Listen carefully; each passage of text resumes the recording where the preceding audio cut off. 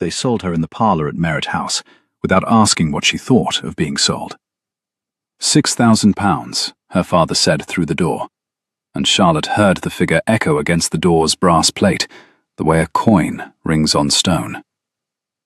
By the time the chaise turned up the long drive at Whitethorn Hall, that figure had become the only number in her head. 6,000, the price of a daughter in spring. She had been told the buyer was a duke. She had also been told the buyer was insane. By the time the carriage rolled to a halt under the dripping yew, she had stopped trying to reconcile the two. The hall, when she stepped down at last, was quieter than any house she had been raised to expect. No footman in livery. No housekeeper on the steps with a curtsy ready. The front door stood half open onto a cold flagged passage and a strip of pale spring light. A man came out of it, not dressed as a duke. Shirt sleeves rolled past the elbows, black ink on the cuffs. He carried a single folded sheet of paper and was reading it as he walked. 3 yards from her trunk, he stopped and looked up, broad-shouldered, no older than 27, with the kind of severe, dark beauty that did not soften when he frowned. He did not bow. "You are 3 days early," he said. "Marriage by license," Charlotte answered. Her voice did not shake. She had practiced that, in the carriage, against the cold pain. "My father wrote that you had it from the bishop already." "Yes." A pause. The frown reached his eyes and stayed there a moment, as if the inconvenience of 3 days were not the inconvenience of her at all, but of his own arithmetic. "Yes, I do. Forgive me. I had hoped to make Whitethorn fit to receive a wife. It is not, currently. Mrs. Pell will see to your trunks. Do you take tea, or would you rather eat first?" She had imagined this man so many ways on the 4 days of road.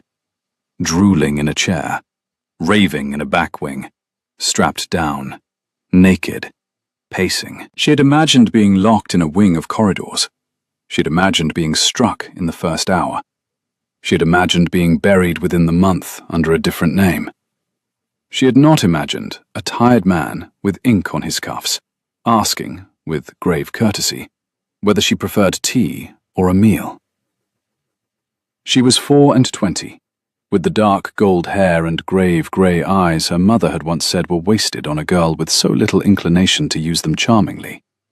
She had been told, by a London modiste in passing, that she was the kind of beauty that took an extra glance to see, and a third glance to settle, and her father had not approved of the modiste's tone. The hall on the second look was older than she had registered on the first. Pewter grey stone gave way to a long passage of pale oak that had been waxed perhaps a fortnight ago, and not since. The tall, narrow windows on the south side were curtained in plain, unbleached linen, rather than the heavy velvets one expected at a great house. The curtains, she noted, had been kept clean. There was no smell of dogs. There was no smell of stale wine. The lamp brackets on the wall were set at an unfashionable height, lower than London houses kept them, and each lamp had a small, clean glass chimney, free of the sooting that came of careless trimming. Whoever ran this house, Charlotte thought, did not run it as a duke would. They ran it as a careful tradesman would, who could not afford a single avoidable expense, and did not pretend otherwise. The thought was not an unwelcome one. Her cloak dripped onto the stone behind her in a small, regular pattern. The man who had not bowed was already 3 paces ahead, and waiting. "Tea," she said, because it was the smaller answer, and her hands had begun to tremble in her gloves. He nodded once, the way one nods at a calculation that is settled. "This way." The Duke of Ravenshold did not offer his arm. He held the door and let her go through ahead of him, and did not look at her face as she passed. The corridor smelled of old plaster and a faint, sharp green that took her a moment to identify as boiled willow bark.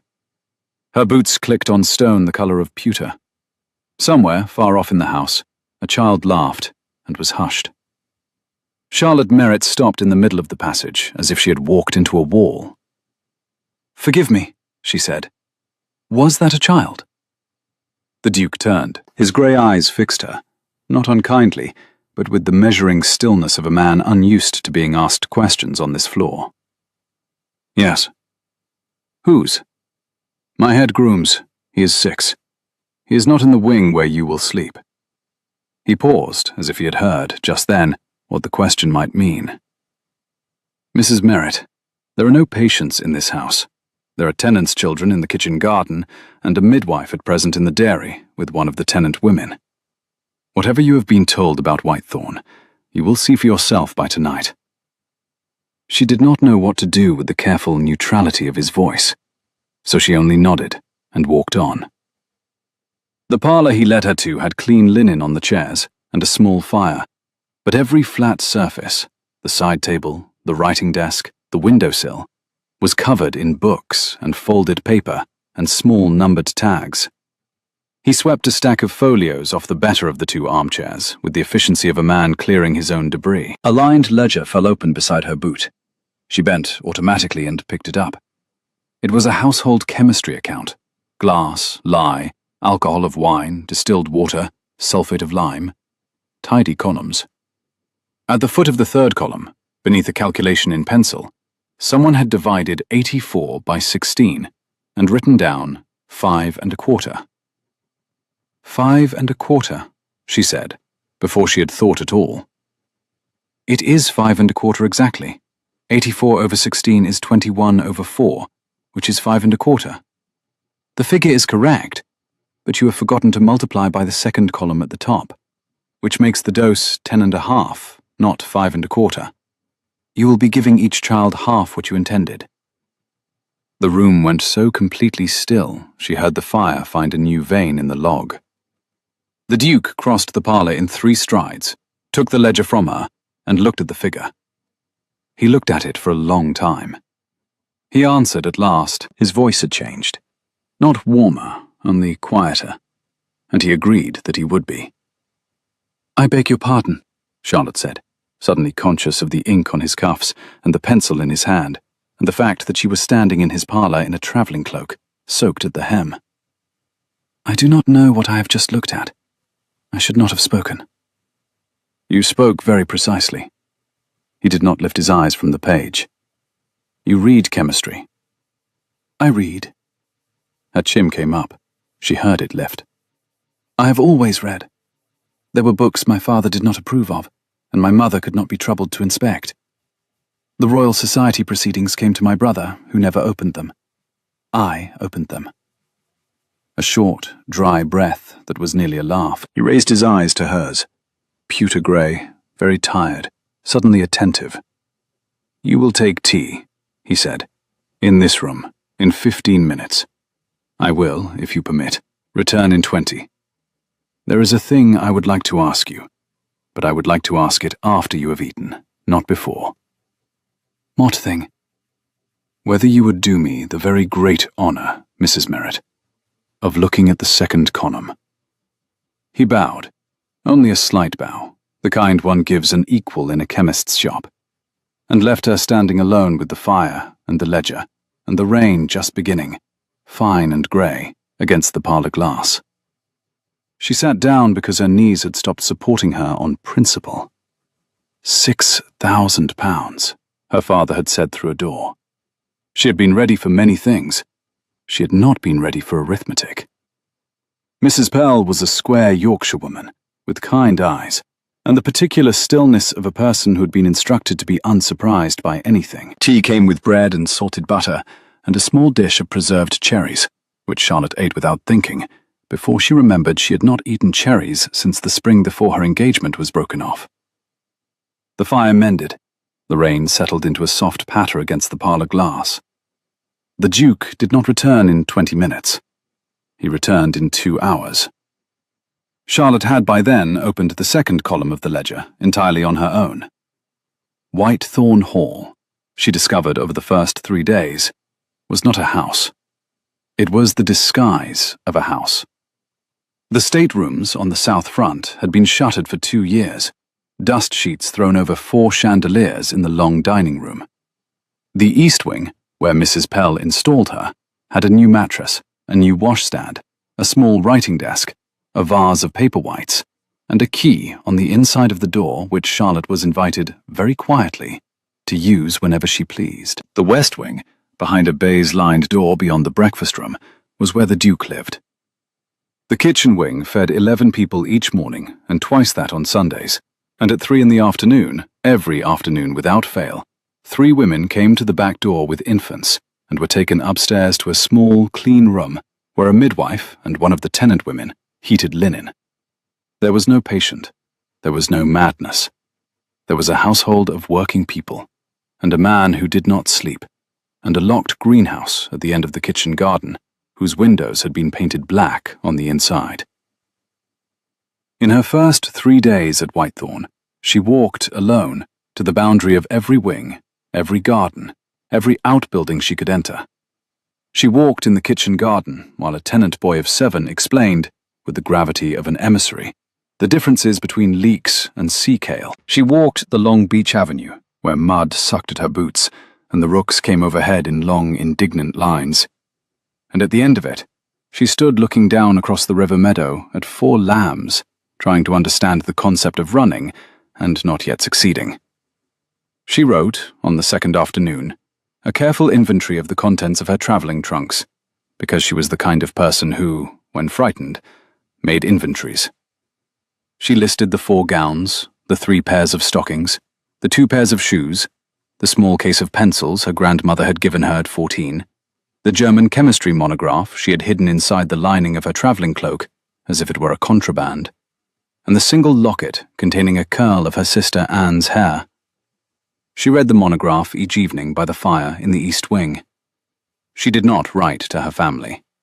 She had not yet decided what tone she could afford. On the morning of the 4th day, Charlotte sat down at the breakfast table and watched the Duke butter a piece of toast, as a man buttered toast at 4 in the morning, who had not yet slept. "You are not insane," she said. He did not look up. He said simply that he was not. "You are letting them say you are." He acknowledged it. "Why?" He did look up at that. The grey eyes had the same exhaustion she had seen on the steps the first afternoon, and beneath it, a small, private amusement that surprised her so much she set her cup down. "Because the other story is more inconvenient to certain people than my madness." He took a precise bite of toast. Madness is a very useful suit of clothes. People stop asking what is in the rooms one keeps closed. And what is in the rooms one keeps closed? "Tea, Mrs. Merritt. There is excellent tea. Have another cup." He went out through the breakfast room door with the same unhurried courtesy that had walked her in. Charlotte sat looking at her teaspoon and discovered, to her annoyance, that she had begun to smile. By the second week, the contradictions had stacked into a tower she could no longer ignore. He spoke German over a folded periodical at supper without realizing he had switched. He read a Latin tract on inoculation in the library armchair, while a tenant's 3-year-old napped against his thigh. He kept a single carved chestnut on his workbench, ivory the size of her thumb, with a small chip taken out of the main, and moved it absently when he was thinking, the way another man might twist a ring. He did not touch her. He did not ask her to do any wifely thing. He sat across from her at meals and asked her the kinds of questions a doctoral examiner asks an able student. How would she ventilate a sealed cellar with damp wool? How would she calculate the volume of a sphere of impure glass? What concentration of wine spirit was sufficient to disable a fungus without disturbing a cell of cowpox lymph? Until she put down her fork one evening and said, very quietly, "If I am being interviewed for a position, you might tell me which one." He looked up. "You will know the position when I have decided whether you can take it." His eyes were perfectly sober and perfectly amused. "I would not insult you by telling you in advance. Eat your soup. It is excellent soup." "You will let me know when?" He gave her the end of the week. It was Tuesday. The pamphlet arrived on Thursday afternoon, in the same pouch as the ordinary post, and Charlotte was the one who opened the bag, because she had been crossing the entrance hall when the rider came. She had begun to cross the entrance hall a great deal in the second week. There was very little else for her to do. The pamphlet had a bad woodcut of a wolfish, leering aristocrat holding a child by the ankle. An inquiry, the headline read, into the continued offences against public order committed in a certain country house in the north, where children of tenant farmers are conducted, on numerous occasions and at irregular hours, into a chamber sealed against air and light, from which some have not been observed to emerge. Charlotte read the pamphlet twice in the entrance hall while the rain dripped off her shawl. She read it a third time on the stairs going up. By the time she reached the breakfast room, she had read it 4 times, and her hands were shaking so badly that she set her cup down before she lifted it. The Duke came in at 5, smelling faintly of wine spirit and a green, herbaceous note she had not yet placed. He stopped in the doorway, looked at her face, and looked at the pamphlet on the table beside her cup. He took it in with a single small sound. "You knew this was coming." "I knew Dr. Vale would publish a 3rd edition. I had not expected him to do it inside a fortnight." "Dr. Vale?" "Lucan Vale, London apothecary. Royal Society associate, regrettably. He sells the unstable cowpox vaccine that fails to keep 5 days at sea. I sell nothing. I give a stable preparation away. Both of these facts annoy him." She stared at him across the breakfast crockery. She said his name. It was the first time she had used his name. He noticed. He answered to it without flinching. "I'm going to ask you a question. I would like the truth." He inclined his head and promised it. "What is in the rooms you keep closed?" He did not answer immediately. He set the wine-spirit-scented bottle down on the side table, took the chair across from hers, and folded his hands on the cloth. "At 8 o'clock tonight," he said, "when the kitchen has gone to bed and the children are asleep in the cottages, I will take you across the kitchen garden to the building you have been told is a greenhouse. You will see what is in it. You will then make whatever decision about your continued residence in this house seems to you correct, and I will abide by it. I will not ask you to keep what you see from anyone, but if you mean to leave, I will ask you to leave at first light, before the household wakes, and I will provide a chaise." He stood. He had not eaten any of the bread on his plate.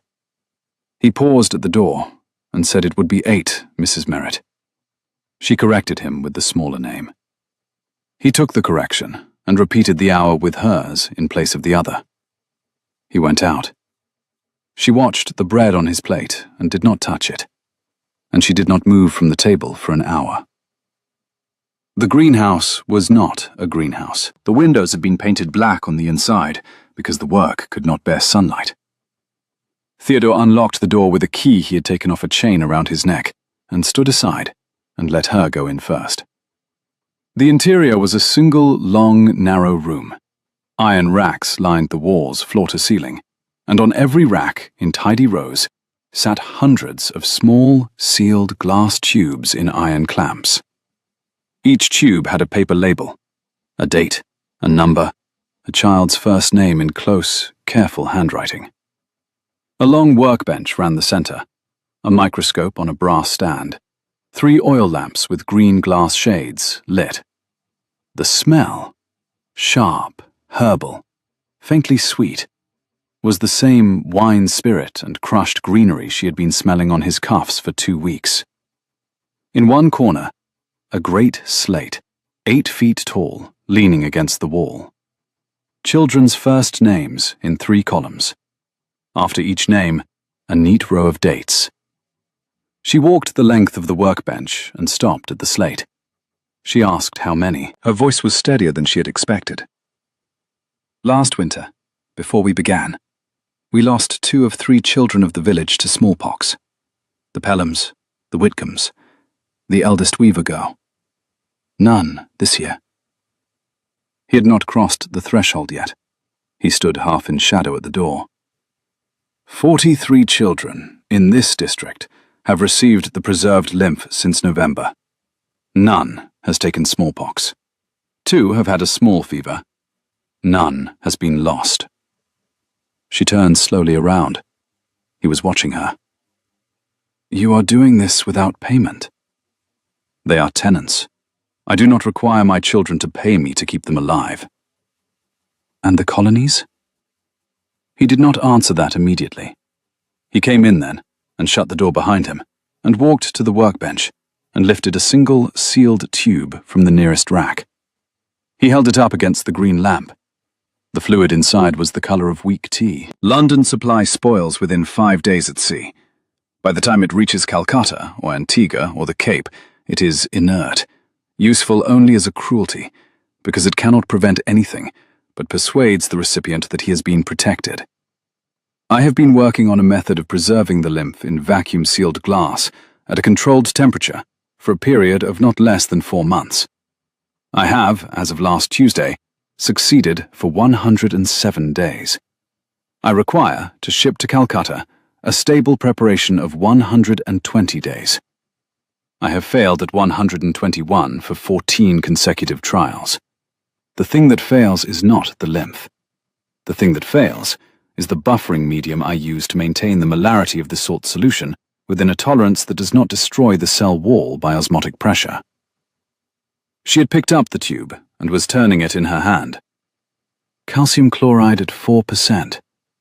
He confirmed it. You should not be using calcium chloride. He went very still. The same stillness as the parlor, the first afternoon, when she had corrected the sum. He asked the reason, without lifting his head. Because at the temperature you are storing it, calcium chloride will form a hexahydrate at the lower bound of your range and dissociate at the upper, and you are pulling water in and out of the cell wall every diurnal cycle for 120 days. You require a buffer that does not phase change inside your operating range. I would suggest a magnesium sulfate buffer at slightly under 3%, with a controlled addition of glucose. It would be stable. The literature is German. I read it last winter at home, when there was nothing else to read, and it is not yet published in English. The silence between them was so complete, she heard the fluid move in the tube she was holding. He spoke her name, very softly.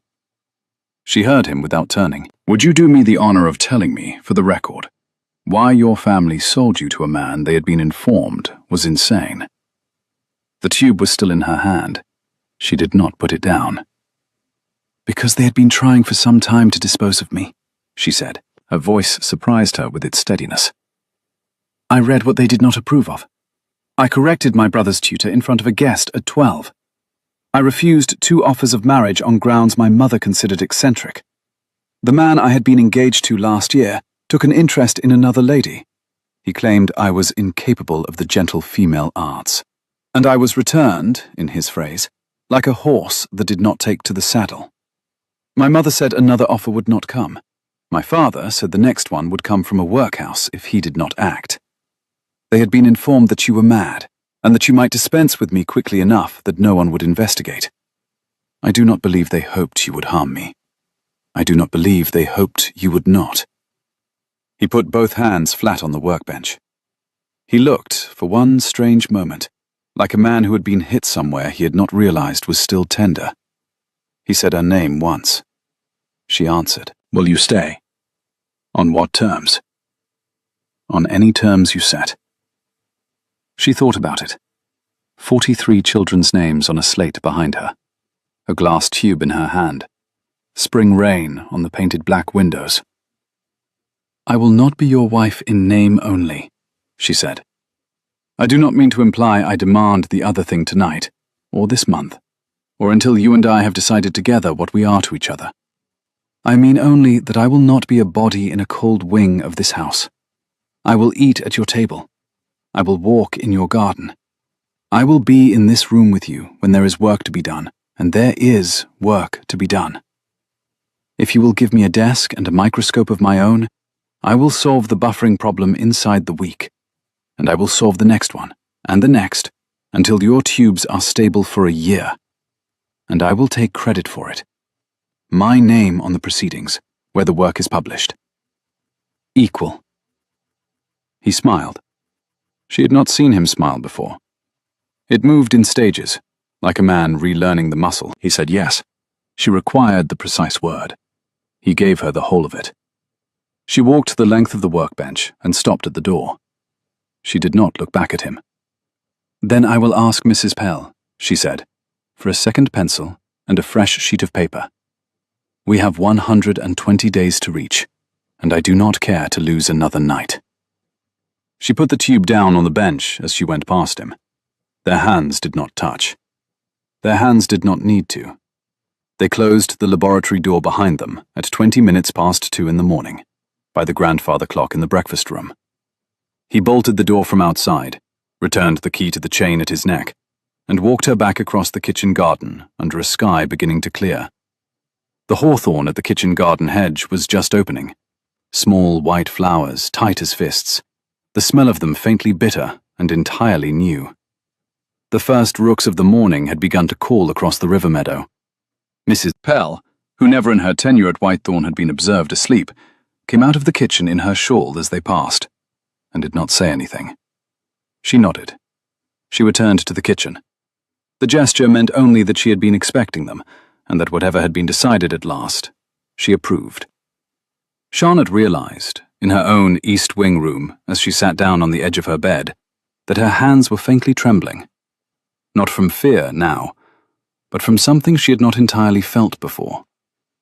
She had been claimed by the work.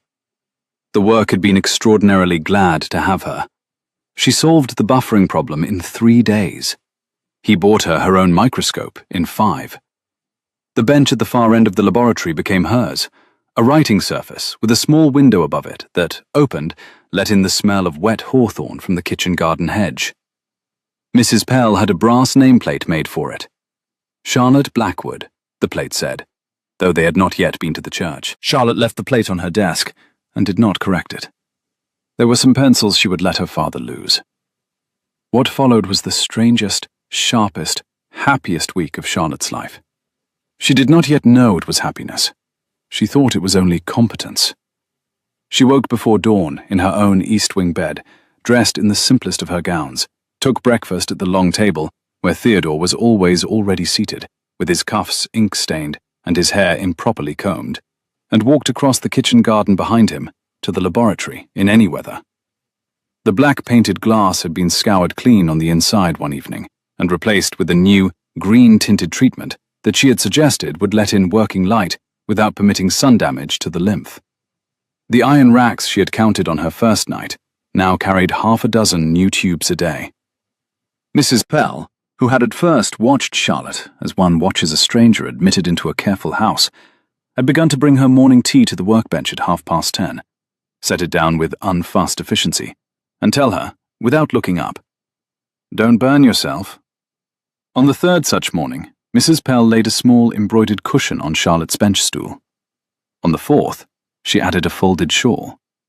By the fifth, Mrs. Pell was leaving an apple on the corner of the bench at 1:30 each afternoon, and Charlotte had begun to look forward to it, the way a child looks forward to a particular weather of day. A pattern formed. They breakfasted at 7, worked until 2, walked the beach avenue to the upper field at 3 in any weather, because Theodore had been told, by a doctor in Edinburgh whom he respected, that a man of his constitution required 1 hour of moving air a day, or his thoughts would not.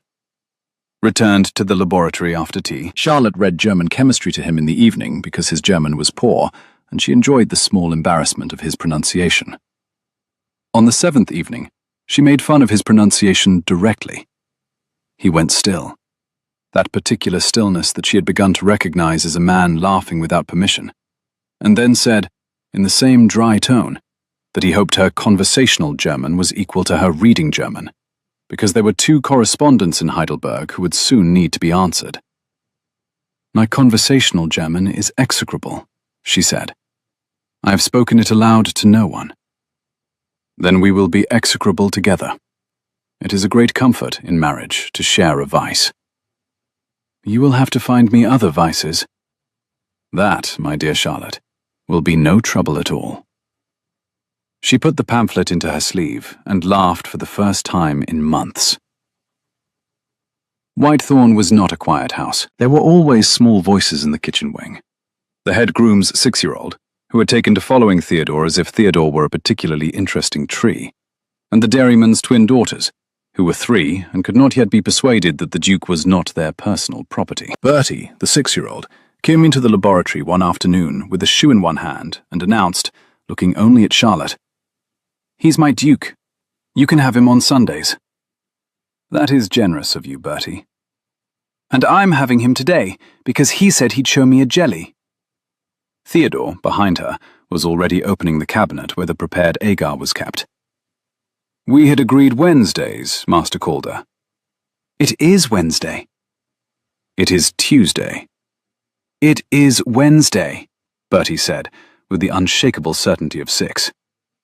"Mrs. Pell said so when she gave me my apple." Theodore considered this. "Mrs. Pell," he said, with great seriousness, "is correct. It is Wednesday. Forgive me, I have been working." He looked at Charlotte over Bertie's head. His eyes were entirely warm. "You are in trouble," Charlotte said quietly. "He will believe you on every point of fact for the rest of his life." "That is the Duke's burden." "I am only a duchess. I cannot be expected to manage it." "You are not a duchess yet, Mrs. Merritt." "In Bertie's view, I appear to be one Sunday in 7. That is more than my mother thought I could manage." He smiled, without effort this time, and turned back to the cabinet and lifted Bertie onto the high stool at the bench. Bertie, with the dignified solemnity of a king receiving an emissary, accepted the explanation of agar gel as the grave duty owed to him by his subjects. By the 3rd week, the first 120-day tube was stable. She watched him cap it and seal it, and write the date on the label with a hand that she noticed, for the first time, was not quite steady. She said it was enough for Calcutta. "It is enough for the first vessel. Which sails?" He checked the tide table folded on the bench. "In 18 days. I will need 300 more tubes. We will need a glass blower. We will need his time. You are about to meet Mr. Halloran of Newcastle. He charges by the hour, and he is irascible. I'm not sure I should subject you to him so early." "You would not be subjecting me. I would be subjecting him." He laughed, properly this time, a single sharp sound that seemed to surprise him as it came out. She had not heard him laugh before. She decided she was going to do it again. The ball came on a Friday, 3 weeks after the first stable tube. Lady Ashbury sent the invitation because she could no longer refuse to send one without making a public point of refusing. Theodore accepted because Charlotte said that he would. "They will tear pieces off you," he said, as she sealed the reply. "They will tear pieces off you. They will not know what to do with me." He said her name in protest. "Theodore, sit down a moment." He sat. "Let me explain something. They are going to talk regardless. They are going to talk in your house, in their houses, in print, and at all the dinners we will not be invited to. They have been doing it for 2 years. The pamphlet on the 3rd floor of this hall, which I assume you have not read because you do not read those, says that you are removing children from their beds in the night. We have a choice, you and I, about whether to walk into a room and let them see we are upright and sound, with an arm linked, and to give them a different first sentence in the gossip when they open their mouths next morning. That is the entire stake of going to a country dance. Do not invest it with more." He looked at her for a long time. "You did not propose this country dance to me," he said. "I proposed it to you." She agreed without correction. "I am only realizing that you are the strategist." "I have always been the strategist. My mother put me in dancing slippers because she could not figure out where else to put me. The dancing slippers wore through. The strategy did not." He spoke her name. She waited. "Wear your emerald." "How?" she said, after a small pause. "Do you know I have an emerald?" "Because Mrs. Pell unpacked your trunks. Because she described one gown in some detail and asked me whether it would be appropriate for the first dinner you would not be hosting. I lied to her and said certainly. I did not know there would be an Ashbury ball. I am, for the first time since you arrived, willing to be lucky." She wore the emerald. Ashbury Park was a long, gilded house with too many mirrors, and a chandelier held up by what appeared to be 3 painted putti, and a great deal of optimism.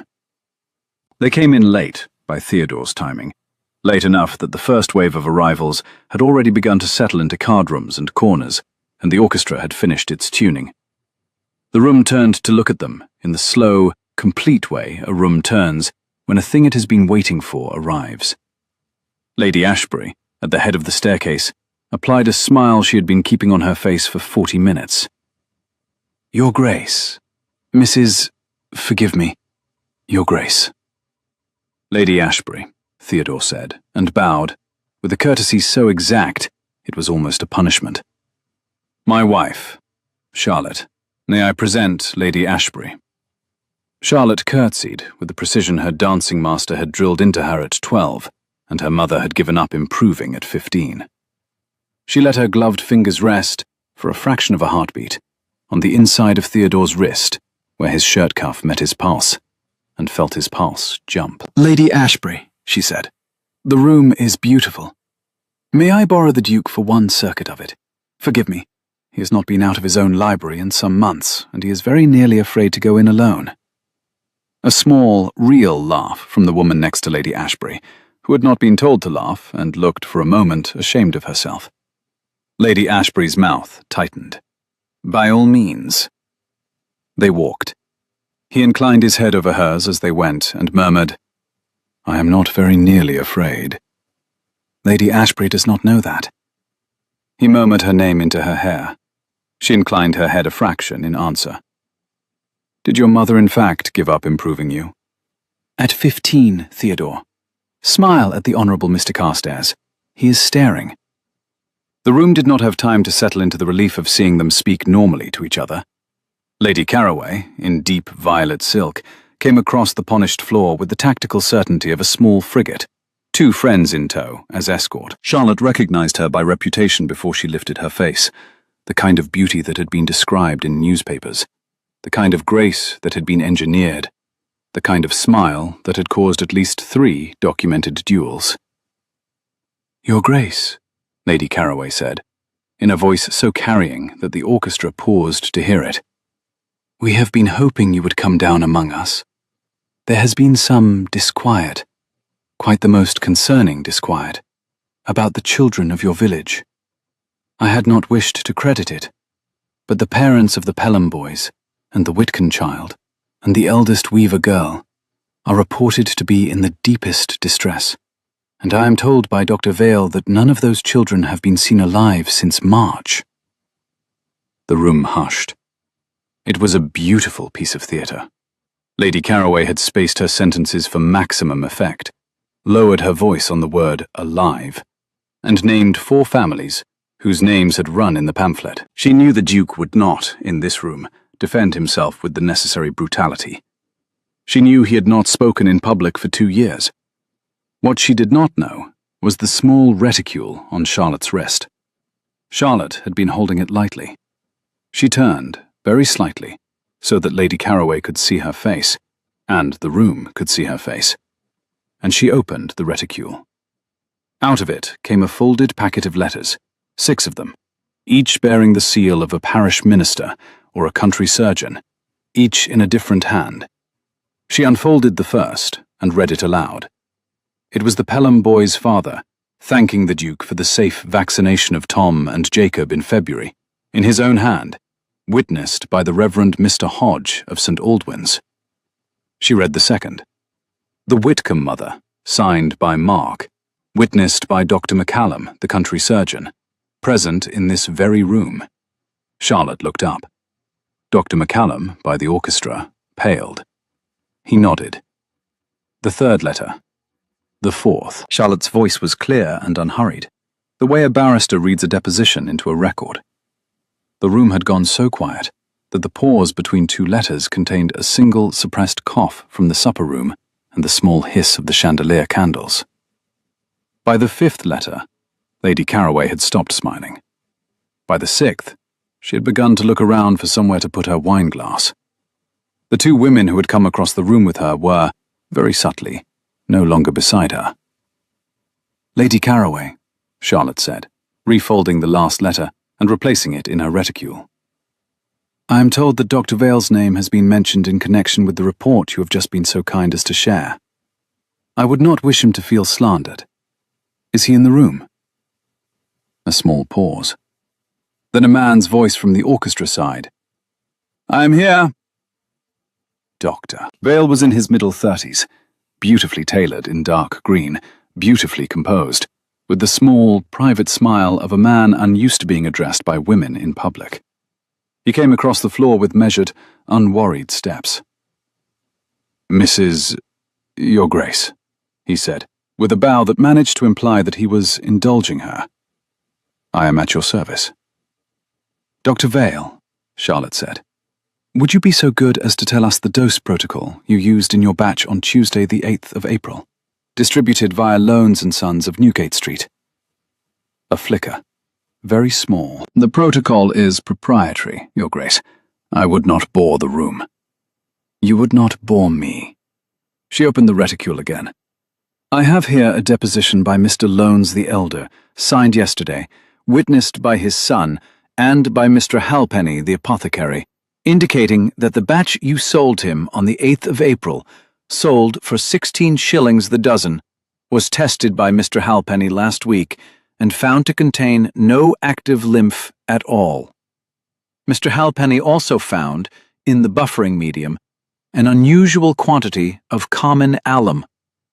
Mr. Halpenny's deposition is also in this packet. She looked at him, and he looked at her, and a small, cold understanding crossed his face. Have you sold inactive vaccine to Loans & Sons, Dr. Vale? It would explain a number of things. It would explain why the children of Lambeth in March suffered the rate of fatality they did. It would also explain why the published rates of your protection, which we have computed from the Royal Society proceedings, and which I have here, are mathematically incompatible with the dosing regime you have publicly described. He looked, for a moment, like a man attempting to remember the fastest route to a door. These are slanderous. They are deposed under the King's commission, Doctor. Charlotte's voice did not lift. She did not need it to. The room had given her the silence, and she was using it. If you find them slanderous, you may pursue the matter at the Court of Common Pleas. Lord Hartley is in the supper-room. I observed him going in with Mr. Carstairs, not 8 minutes ago, and I am sure that he would oblige you with the courtesy of an introduction to the relevant clerk. We will, of course, be glad to support you with copies of the depositions, witnessed and sealed, by Tuesday's post. The man who had sold inactive vaccine for 16 shillings the dozen looked, for one slow second, at the Duchess who had, 90 seconds earlier, been described in the pamphlets of his own affiliated press as a scandal of compromised morals, and chose, in 3 full seconds of public silence, to bow and to walk, not run, out of the ballroom. Lady Caraway found her glass. She set it on the wrong table. She turned, and a footman beside her offered her his arm with the impassive correctness of a man who had been waiting his whole career for this duty. The orchestra, after a small, unsure pause, struck up the next country dance. Theodore did not move at all for a moment. Then he turned to Charlotte and bent his head and said, quietly enough that only she could hear, If you are not too tired, my dear strategist, I would very much like to dance with you. I am, Charlotte said, a little tired. You will have to put up with me. That has not yet, in 3 weeks, been a hardship. He led her into the set. The country dance was the simplest in the orchestra's repertoire, a Sir Roger de Coverley, given out by a leader who had clearly chosen it for ease, and the figures left them, each round, returning to one another at the head of the line. The candles overhead had begun to gutter. The chandelier swung on its old chain in the small breeze of so much movement, and the light moved across the room like the light of a ship at anchor in a calm tide. Charlotte felt, in the small bones of her wrists, the precise turning of a country step she had not danced since her engagement 2 years earlier. The room watched them, and watched, and watched, because they had walked in to be ruined, and now there was nothing left to ruin them with. The Honourable Mr. Carstairs, who had earlier stared from the supper-room door, now stood at the punch table beside Lord Hartley, and was, with the small grimace of a man revising his opinion in real time, asking the older man a question. Lord Hartley was nodding. The orchestra began the second figure. She did not see her own face. She saw his, and it was, for the first time since she had known him, the face of a man who had set down a long-carried weight, and who, on setting it down, had been astonished to find that his shoulders still worked. They drove home through a hawthorn night that smelled of wet flowers and fresh rain. The carriage lamps swung on their iron arms. The small, uneven yellow light moved across his glove on the seat between them, and across the polished walnut of the door, and across her own emerald skirt, which had begun to dry from the dance, and to give off the faint, peculiar scent of warmed silk. Outside, the hedgerows came and went, and once a fox crossed a stretch of paler road, and looked up at the noise of horses, with the unhurried curiosity of an animal that had been told, repeatedly, by a tenant farmer, that it was welcome at this gate. Charlotte counted 7 miles by the milestones, and on the 8th, she watched the last lights of the village they were leaving fall away behind them, and on the 9th, the rain returned, and the leather smelled for a moment of summer harness oil and clean, wet wool. Theodore did not speak for the first 6 miles. Then, in the dark of the carriage, he said, "You did not have to fight for me. I was not fighting for you. No, I was fighting for the work. 43 names on a slate." A pause.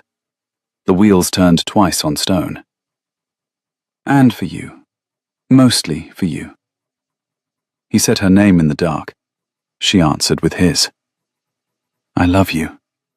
I have loved you, I think, since the first arithmetic correction. I have not said it because I decided early that I had no right to say it to a woman who was sold to me. I am sorry I waited. I would like, if you will permit me, to start saying it now." She did not answer immediately. Outside the window, a hedgerow flicked past, white with hawthorn in the dark. The lantern of the carriage swung on its iron arm and threw its small, uneven light on his glove on the seat between them. She put her gloved hand on his. He turned his palm up, slowly, and laced his fingers through hers. "I love you," she said. "I knew before tonight. I would tell you when, but I think the sequence is undignified for both of us. I should warn you, for the sake of accuracy, that I will continue to require equal credit on the proceedings, that I have a sister I will eventually want to extract from my mother's house, and that I have been quietly composing my reply to my father for a fortnight, and would like to read it aloud to you tomorrow before I send it." He pressed her gloved fingers a small pressure tighter, and said her name. She affirmed it without speaking. "You may extract anyone you wish. You may require equal credit on anything you wish. Read it to me at breakfast. I am, unfortunately, going to need to ask one further question." She waited for it. "Will you marry me?" "We are married, Theodore." "By license, 3 weeks ago, by a clergyman who looked into the room with one eye closed and pronounced us wed in 7 minutes. I would like, if it is not vain of me, to do it again. With bands, in St. Aldwyn's, with Bertie carrying flowers, and Mrs. Pell weeping in the front pew, and the entire village of Whitethorn standing at the back. With your name spoken twice in the open church." "Theodore," she said, "you are, in your way, a romantic." "It is the worst kept secret in this part of the carriage." "Yes," she said, into the dark. "Yes, I will marry you again. But first, we need to put up the banns this Sunday, and I will need a new gown that Mrs. Pell has been concealing in her sewing room without my permission for the last 10 days. "How do you know that?" "I have eyes in the kitchen wing, Theodore. There is very little in this house I do not know." The carriage came up the drive at Whitethorn at 2 in the morning. The household was asleep. Mrs. Pell had left a single lamp burning in the entrance hall. They went up the staircase with her gloved hand in his, and at the door of the east wing he paused. and lifted her gloved knuckles to his mouth, and waited, and looked at her with the exhausted attention of a man who had decided he would never again look at her with anything else. He bid her until breakfast, with her name. She returned to the parting in the same shape. She closed the door. She did not sleep. In the morning, he was at the breakfast table at 6:30, in clean linen, and when she came in, he stood. He had not, in 3 weeks, stood when she came in. He had not, in 3 weeks, needed to. "I thought," he said, "we might walk the kitchen garden first." They walked the kitchen garden first. The shipment to Calcutta sailed 18 days after the ball. Theodore stood on the dock at Liverpool with his hat in his hand and watched the crates loaded. 300 small sealed glass tubes, each labelled with a number and a date, packed in straw in a copper-lined chest stamped with the seal of Whitethorn. Charlotte stood beside him in her travelling cloak. The wind off the Mersey flattened the hawthorn in the hedges of the dock road. She held a paper in her hand, and when the last crate had been swung into the hold, she gave the paper to Mr. Halloran, the glassblower of Newcastle, who had turned out to be neither irascible nor difficult once Charlotte had explained, with 2 diagrams and a firm look, what the Duke had failed to convey to him over a year of correspondence. 300 more by July, Charlotte said, and another 300 for Antigua by August. We will be at 600 a month by the end of the year. You'll burn me out, Your Grace. I will burn you out at standard wages, Mr. Halloran, and one boy of your choosing trained at our expense in the sealing process. You will be the only glassblower in England who knows how to do this. Mr. Halloran considered this with the small, private smile of a man who had been waiting to be valued, and told her, in his gruff way, that it was acceptable. They had not yet been knighted when the second pamphlet appeared. This one came not from Dr. Vale's press. That press had ceased operating, owing to the unfortunate circumstance of Dr. Vale having taken a long sea voyage to a destination not specified in his last letters, but from a London printer affiliated with the Royal Society, and it was titled simply, "On the Preservation of Inoculative Lymph in Vacuum Glass, communicated by His Grace, the Duke of Ravenshold, and Her Grace Charlotte Blackwood, Duchess of Ravenshold, F.R.S. corresponding." It carried both names equally on the title page. It carried, on page 17, a footnote crediting Mrs. Pell with the original observation that the magnesium sulfate buffer should not be heated above 38 degrees Celsius. An observation Mrs. Pell had made over a tea kettle on a Tuesday afternoon in March, and which Charlotte had insisted, against Theodore's quiet protest, be footnoted. The Royal Society proceedings carried the paper that summer. The King wrote in October. It was a short note. The King's notes were always short. "I am told," it ran, "that Your Grace has, with the conspicuous and unflagging assistance of Your Grace's wife, conferred upon the Crown an instrument of preservation, enabling, by report from the Surgeon General of His Majesty's forces in India, the safe inoculation against the smallpox of upwards of 100,000 persons currently within the colonies, with future provision in train to the same number every 6 months hereafter. We desire the pleasure of conferring such honour upon Your Grace, and upon Her Grace, as the occasion warrants. Lord Liverpool will be in correspondence regarding the formalities. G.R." Theodore read the note twice, set it down on the breakfast table, and pushed it across the cloth to Charlotte without a word. She read it once. She set it down. She picked up her toast. "My father," she said, after a beat, "will write." He agreed that he would. He will be polite, and he will request a visit, and he will mention how good it is to see his daughter so handsomely settled, and he will close with regards to my mother, who he will note has been quite poorly this winter. He asked whether she would answer. She thought about it.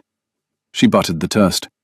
She watched the light on the kitchen garden hedge through the open window, where 2 of the dairyman's twins were arguing with Bertie over the ownership of a watering can. "I will reply," she said, briefly. "I will not be cold. I will simply not invite him, because I do not wish to. I will sign with both names.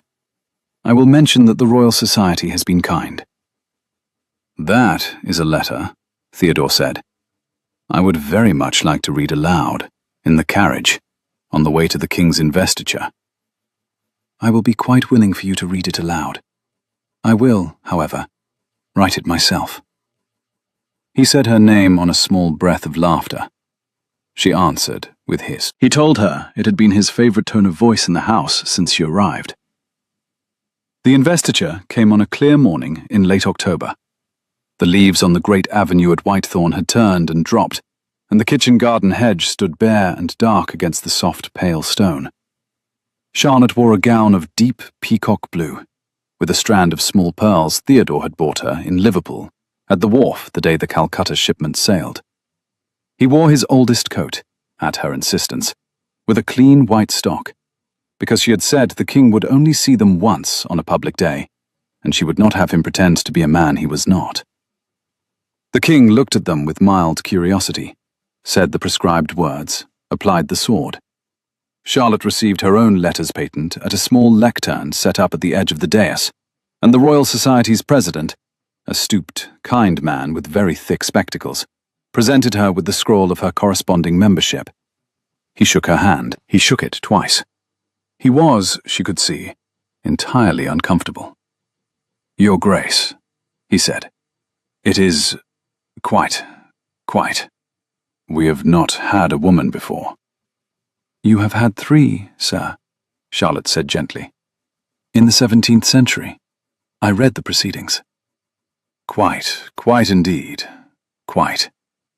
He shook her hand a third time and walked away, and Theodore, behind her, made a small sound of stifled laughter. You have terrified him. I terrified him by reading the proceedings. It was kind of him not to faint. He spoke her name without looking up from the leaves on the gravel. She waited. He told her he loved her. She told him he had said it 14 times that day. He warned her of 15. The carriage took them home. They did not speak much. The Crown's letters and the Royal Society's scroll lay folded together on the seat between them. But Charlotte did not look at them. She looked at his profile in the carriage window, against the pale October sky, and at the small chip in the carved chess-knight that he had taken from his workbench at the last minute and put in his coat pocket. For luck, he had said, with the entirely unembarrassed romance of a man who had decided, at last, to be openly fond of his wife in his own carriage. They came up the long drive at Whitethorn at 3. The rain, when it began, was the same fine spring-into-evening drizzle she had walked through on her first day, 6 months earlier. Bertie was waiting on the steps, a bunched bouquet of late asters in his fist, with no recognizable plan for how to deliver them. You are a knight, he announced, very seriously. Mrs. Pell told me. I am a knight, Theodore agreed, equally serious. Will you be one when you grow up, Master Calder? No, Bertie said, with the same dignified solemnity. I am going to be a glass-blower, Mr. Halloran said. He thrust the asters at Charlotte. These are for the Duchess, Mrs. Pell said. He thought about it. He nodded once, satisfied. Good afternoon. He fled. Mrs. Pell was crying in the kitchen wing. She did not pretend she was not. She wept on the Duke's shoulder in the manner of an aunt who had been waiting for a wedding she had given up hoping to see. And then she wept on Charlotte's shoulder for entirely different reasons. And then she went and made tea. By 6, the laboratory was its quiet self again. Theodore at his bench, Charlotte at hers. The carved chess-knight had migrated, as it had begun migrating in the 3rd week, to her bench, where it now sat permanently between her ledger and her microscope. Theodore had not commented on this. He had simply, on the first morning he found it on her side, brought a small enamelled box from his dressing room and set it beside the knight, in case it became cold. It became, of course, the Duchess's chess-knight. Bertie, who was not consulted, accepted this distribution of grand maternal property with the same absolute calm with which he accepted the distribution of Sunday afternoons. The order from Calcutta for 40,000 doses arrived in the post the following Tuesday. Charlotte read it aloud at the breakfast table, while Theodore was reaching for the marmalade. 40,000 doses, he said. Mr. Halloran of Newcastle is going to require a second boy. Mr. Halloran of Newcastle is going to require a second hire and a third furnace. I have already written him. I have suggested he ask the city for the lease of the small forge across the lane. I have indicated that we will guarantee the lease for 2 years. By the time the marmalade had reached the Duke's plate, Mrs. Pell had brought the second pot of tea, and the day's first letters had been laid in a neat stack at Charlotte's elbow by John, the head groom, who, having been promoted from groom to understeward in October, on the grounds that the Duke could no longer manage the household receipts, and required, urgently, a man of integrity who could be made to pretend he was a clerk, walked the great central corridor every morning at 7, with the deliberation that Bertie had learned to imitate. The first letter on the stack was from Mr. Halloran, handwritten on the back of a glassblower's bill of lading. The second was a long, careful answer in High German from one of the 2 correspondents at Heidelberg, who had begun, in his last letter, to refer to her as the Duchess in the laboratory, with what Charlotte, from her reading of his earlier opinions, suspected was real respect. The third was a thin, narrow letter from Anne, her sister, postmarked from Sussex, with the seal of their father not yet broken into. You have written him without mentioning it. I have written him at 6 o'clock this morning, while you were still snoring. Forgive me. I will mention the next one. He said her name. She waited. He could not, for a moment, find the end of the sentence. I am also intending, she said calmly, to write to my sister tomorrow. I have decided this morning that I will offer her the use of the east wing of this house for as long as she wishes, on the condition that she enroll in the small natural philosophy circle Mrs. Pell is forming with the village schoolmaster. My mother will not approve. Your mother has not yet approved of any decision you have made in your life, including the decision to be born. That is unkind. That is also true. We will have my sister by Easter. We will have your sister by Easter. We will have your sister at her own bench by Whitsun, if I have any judgment of the family taste. Charlotte looked at him over the rim of her cup. You are smiling. I have been smiling since approximately April. I have been doing it more openly since October. You will adjust. I will adjust. She set her cup down and told him she loved him. He answered with her name and the same words. Pass the marmalade. He passed the marmalade. Outside the breakfast room window, in the kitchen garden, Bertie was building at 6 a small empire of his own. The dairyman's twins were furiously colluding against him. Mrs. Pell, in the doorway, with her arms folded, was umpiring with the impartial firmness of a born stateswoman. The spring rain, a different spring rain 6 months on, the same window, moved gently across the glass. The chestnut on Charlotte's bench was warm in the morning sun. She picked up her pencil and corrected, very quietly, an arithmetic error in his latest column. He saw her do it. He smiled. He did not say anything. He never had to, again. If you have ever been told you were the wrong shape for the room you were born in, too sharp, too curious, too much, and decided one quiet day that the fault was with the room, this story was for you. Tell me in the comments what your first arithmetic correction was, the small competence you stopped hiding. And if you have enjoyed an hour at the fireside, subscribe so the next story finds you.